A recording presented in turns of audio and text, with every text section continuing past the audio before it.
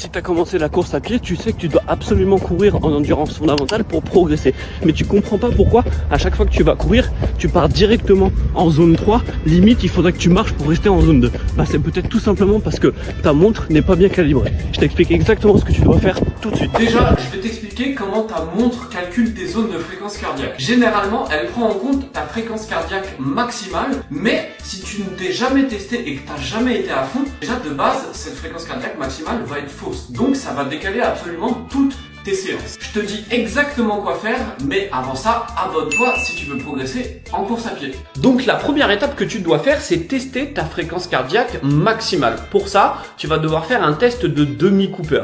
Dis-le moi directement dans les commentaires si tu veux que je fasse une vidéo pour que tu saches exactement comment ça se déroule. Et pour ça, on va se retrouver directement sur l'application de ta montre. Une fois que tu es sur l'application de ta montre, tu vas devoir aller dans ton profil, puis dans les paramètres et ensuite dans les zones de fréquence cardiaque. Là, comme tu peux le voir, j'ai mis les zones de réserve de fréquence cardiaque, mais toi tu peux très bien mettre les zones de fréquence cardiaque maximale et dans ce cas-là, tu devras mettre la bonne donnée. Cette donnée, comme je te l'ai dit, tu peux l'avoir avec un test de demi-Cooper couru à fond. La donnée la plus haute que tu auras pendant les 6 minutes correspondra à ta fréquence cardiaque maximale théorique. Une fois que tu as fait cela, tu n'as plus qu'à t'assurer que les pourcentages de fréquence cardiaque ici sont bons. Like cette vidéo si tu l'as trouvée utile et partage-la avec ton copain de course à pied qui galère aussi.